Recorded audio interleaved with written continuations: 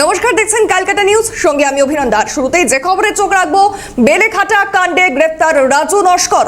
রাজু নস্করকে গ্রেফতার করলো police. Bypass থেকে গ্রেফতার। সম্প্রতি জমি দখলকে কেন্দ্র করে হামলার অভিযোগ ওঠে 34 নম্বর ওয়ার্ডের বাসিন্দা সুকমল দেবনাথকে মারধর রাজু নস্করের। সাঙ্গপাঙ্গদের বিরুদ্ধে অভিযোগ। জানিয়ে রাখবো, বেলেঘাটা কাণ্ডে গ্রেপ্তার রাজু নস্কর। 34 নম্বর ওয়ার্ডের বাসিন্দা সুকমল দেবনাথকে মারধর রাজু নস্করের সাঙ্গপাঙ্গদের বিরুদ্ধে অভিযোগ। 50-60 জন বাইক বাহিনী রীতিমতো তাণ্ডব চালায়। একাধিক মহিলা সুকমল দেবনাথের বাড়িতে তালা মারে। সুকমলের পিঠে পেটে লাথি ঘুষি, তার মাকেও মারে। সুকমল দেবনাথের পরিবারকে প্রাণনাশের হুমকি। সুকমলের জমি দখলের জন্যই বহুবার রাজুর হুমকি বলে অভিযোগ। বেলেঘাটা কাণ্ডে গ্রেপ্তার রাজু নস্কর।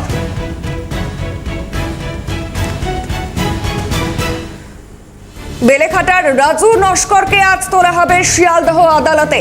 প্রমোটারকে মারধর, খুনের হুমকি, জোর করে আটকে রাখার অভিযোগে গ্রেপ্তার। 2023 সালেও তৃণমূলের গোষ্ঠী কোন্দলের ফলে গ্রেপ্তার হয়েছিল রাজু, পরে জামিনে ছাড়া পায় সে।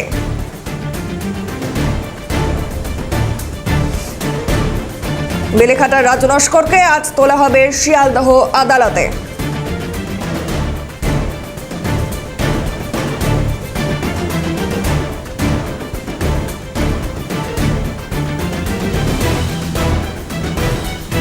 অভিযোগকারী সুকমল দেবনাথ কি বলছেন শুনে নেব একবার। ভয় দেখাচ্ছে, অনেক রকমভাবে ভয় দেখাচ্ছে। বলছে বেলেঘাটার কোর্ট আমি, বেলেঘাটার থানা আমি। তারপরে বলছে যে আমি আমাদের এখানে পয়সা দিই, থানাকে পয়সা দিই এত, আমি ইয়েকে পয়সা দিই এত, সব রকমভাবে বলছে। তারপরে বলছে আমার টাকা সব জায়গায় যায়, সব নেতামন্ত্রীদের কাছে যায়, টাকা ওনাদের কাছে পাঠাই। আমাকে বেলেঘাটার দায়িত্বে দিয়েছে, সব বেলেঘাটার সব দায়িত্ব আমার কাছে দিয়েছে। এইভাবে আমাকে বলে ভয় দেখাচ্ছে। আমরা আশ্বস্ত বোধ করছি, আমরা একটুখানি হালকা হয়েছি। কেন মনে হচ্ছে? এতদিন থেকে ও যেইভাবে আমাদেরকে, ঠিক 5 তারিখে যে ঘটনাটা ও ঘটিয়েছে, তারপর থেকে 3 বার মেয়ে ছেলে পাঠিয়ে আমাদেরকে, আমার মাকে, সবাইকে যেভাবে মারছে ধরছে, আমরা একটা আতঙ্কে ছিলাম, খুবভাবে আতঙ্কে ছিলাম। তখন যে ওনার গ্রেপ্তার হয়নি, ভয় লাগছিল যে আমরা তো বাইরে বেরোতেই পাচ্ছি না। তারপরে বাড়িতে এসে মারছে আমাদেরকে, মাকে মারছে, মা অসুস্থ, কখন কোন সময় কি হয়ে যাবে, আমরা খুব আতঙ্কের মধ্যেই ছিলাম। তবে এখন যে ধরেছেন তাকে, তারপরে তো একটা স্বস্তি আসে। তারপর কি হবে, আইনি ব্যবস্থা কি হবে না হবে সেটা তো পরে, তারপরে আবার কি হবে সেটাও বলতে পারবো। সেইটা একটা ভয়ের একটা ব্যাপার। যদি তারপরেও যদি এরকম অপারেশন করে আমাদের সঙ্গে, তাহলে আমরা কোথায় যাব, কি করব? যেইভাবে কথাগুলো আমাদেরকে বলেছেন, যে কথাগুলো, সেই কথাগুলো তো শুনে আমরা তো অবাক হয়ে গেছি। প্রভাবশালীর হাত না থাকলে এত বড় কাজ সে করতে পারে, বারবার ধরে এরকমভাবে অন্যায় করে যেতে পারবে। আপনারা শুনলেন, একেবারে বিস্ফোরক অভিযোগ তুললেন আক্রান্ত সুকমল দেবনাথ। এই সমস্ত বিষয় নিয়ে আরো বিস্তারিত জানবো। সরাসরি রয়েছে প্রতিনিধি অভিরূপা। অবশেষে গ্রেপ্তার হলো সেই রাজু নস্কর, কি জানা যাচ্ছে?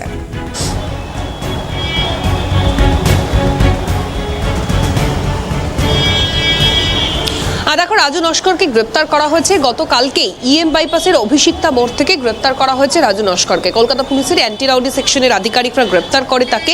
মূলত গত 5 তারিখ বেলেঘাটার বাসিন্দা সুকমল দেবনাথের ওপরে চড়াও হওয়ার ঘটনা ঘটে। তিনি যেটা অভিযোগ করছেন, যে বাড়ি থেকে তাকে তুলে নিয়ে গিয়ে রাজু নস্করের যে অফিস রয়েছে, অফিসের উল্টো দিকে একটি গ্যারাজে তাকে বন্ধ করে মারধর করা হয়, খুনের হুমকি দেওয়া হয়। শুধু তাই নয়, প্রাণে মেরে ফেলার হুমকি দেওয়া হয়েছিল। পরবর্তীকালে এই সুকমল দেবনাথ তিনি থানায় একটি অভিযোগ দায়ের করেন। সেই অভিযোগের পরিপ্রেক্ষিতে 3 বার তার বাড়িতে এসে চড়াও হয় এলাকার কিছু দুষ্কৃতী, এমনটাই অভিযোগ তার। পরবর্তীকালে গোটা বিষয়টি প্রকাশ্যে আসার পর অবশেষে বেশ কয়েকদিন বাদে গ্রেপ্তার করা হয়েছে রাজু নস্করকে। কলকাতা পুলিশ গ্রেপ্তার করেছে।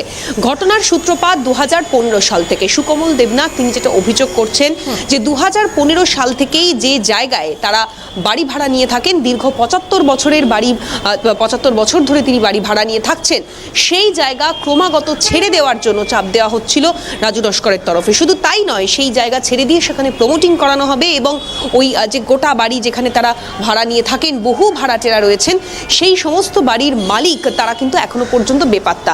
নতুন নতুন করে এক এক সময় এক একজন মালিককে সাজিয়ে নিয়ে আসা হচ্ছে এবং বলা হচ্ছে ওই জায়গা ফাঁকা করে দিতে হবে। এই নিয়ে ঘটনা শুরু 2015 সাল থেকে। 2015 পর 2017তেও একই ঘটনার পুনরাবৃত্তি ঘটে। পরবর্তীকালে সুকমল দেবনাথ এবং অন্যান্য ভাড়াটিয়ারা 2017 সালে বিভিন্ন জায়গায় অভিযোগ দায়ের করেন। লালবাজার থেকে শুরু করে মুখ্যমন্ত্রীর দপ্তর একাধিক জায়গায় অভিযোগ দায়েরের পরেও কোনো রকম পুলিশের তরফ থেকে ব্যবস্থা গ্রহণ করা হয়নি, এমনটাই অভিযোগ করছেন তিনি। তার কারণ রাজু নস্করের সঙ্গে একটা প্রভাবশালী যোগ রয়েছে, এমনটাই আশঙ্কা তার। ইতিমধ্যেই রাজু নস্করকে গ্রেপ্তার করা হয়েছে। গত 5ই ফেব্রুয়ারি বাড়ি থেকে তুলে নিয়ে গিয়ে মারধর, আটকে রেখে খুনের হুমকি, এই ধরনের একাধিক অভিযোগ রয়েছে। পরবর্তীকালে এই রাজু নস্কর তিনি এই গোটা ঘটনা নস্যাৎ করে দিয়েছিলেন। তিনি বলেছিলেন যে সুকমল দেবনাথ বলে তিনি কাউকে আদতে চেনেন না, কিন্তু পরবর্তীকালে অভিযোগের ভিত্তিতে গোটা বিষয় খতিয়ে দেখে আপাততভাবে রাজু নস্করকে গ্রেপ্তার করা হয়েছে। তাকে আজকে শিয়ালদহ আদালতে পেশ করা হবে। পেশ করে সুকমল দেবনাথ তিনি যেটা অভিযোগ করছেন যে তাকে যখন মারধর করা হয়েছে, আটকে রাখা হয়েছে, সেই সময় আরও 10 থেকে 15 জন ছিলেন। রাজু নস্কর তিনি যেমন ফিজিক্যালি সেখানে উপস্থিত ছিলেন, তার সঙ্গীরাও সেখানে উপস্থিত ছিলেন। ফলে বাকিদের খোঁজেও তল্লাশি অভিযান জারি রেখেছেন তদন্তকারী আধিকারিকরা। রাজু নস্করকে আজ শিয়ালদহ আদালতে পেশ করে নিজের হেফাজতে নিয়ে তদন্ত প্রক্রিয়া চালিয়ে নিয়ে যাবেন কলকাতা পুলিশের আধিকারিকেরা। অভিনন্দন। বেশ, ধন্যবাদ অভিরূপা।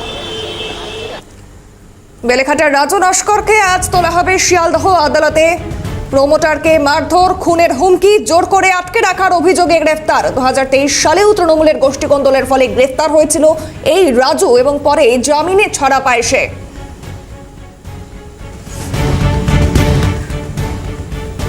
রাজু নস্করের গ্রেফতারি নিয়ে কটাক্ষ দিলীপ ঘোষের, কি বলেছেন শুনবো। এই সব গুন্ডা মাফিয়া যারা টিএমসি আছে, যারা ভোট জেতায়, এখন কমপ্লেন হয়ে গেছে, এক্সপোজ হয়ে যাচ্ছে, 2 দিন অ্যারেস্ট করবে, 3 দিন ছেড়ে দেবে, কারণ এরা ছাড়া টিএমসি ভোটে জিততে পারবে না। সেখানে এগুলো লোক দেখানো সব। আমরা শুনলাম কি প্রতিক্রিয়া বিজেপি নেতা দিলীপ ঘোষের। আবারও জানাবো, বেলেঘাটার রাজু নস্করকে আজ তোলা হবে শিয়ালদহ আদালতে। প্রমোটারকে মারধর, খুনের হুমকি, জোর করে আটকে রাখার অভিযোগে গ্রেপ্তার। 2023 সালে তৃণমূলের গোষ্ঠী কোন্দলের ফলে গ্রেপ্তার হয়েছিল এই রাজু নস্কর এবং আবারও একই ধরনের ঘটনা, আবারও সেই দাদাগিরির ঘটনা এবং আবারও তাকে গ্রেপ্তার করা হয়েছে।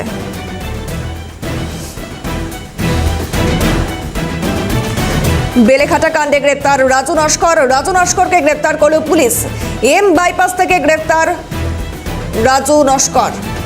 সম্প্রতি জমি দখলকে কেন্দ্র করে হামলার অভিযোগ ওঠে। 34 নম্বর ওয়ার্ডের বাসিন্দা সুকমল দেবনাথকে মারধর, সেই অভিযোগ এবং রাজু নস্করের সাঙ্গপাঙ্গদের বিরুদ্ধে অভিযোগ 50 থেকে 60 জন বাইক বাহিনী তাণ্ডব চালায়। একাধিক মহিলা সুকমল দেবনাথের বাড়িতে তালা মারে। সুকমলের পিঠে, পেটে লাথি ঘুষি, তার মাকেও মারে।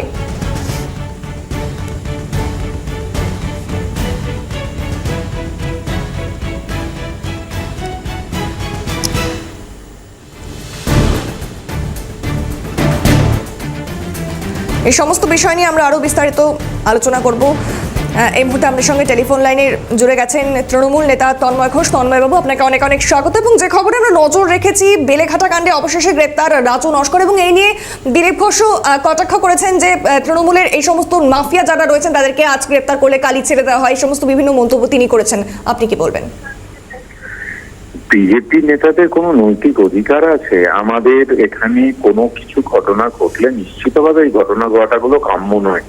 সেখানে তাদের বিরুদ্ধে দল ব্যবস্থা নেই, প্রশাসন ব্যবস্থা নেই, অ্যারেস্ট হয়। কৈলাস বিজয়বর্গীর ছেলে যখন রাস্তায় একজনকে ব্যাট দিয়ে পেটাতে নিয়ে যায়, তার কিছু হয়েছে? কোনো ব্যবস্থা হয়েছে? কিচ্ছু হয়নি।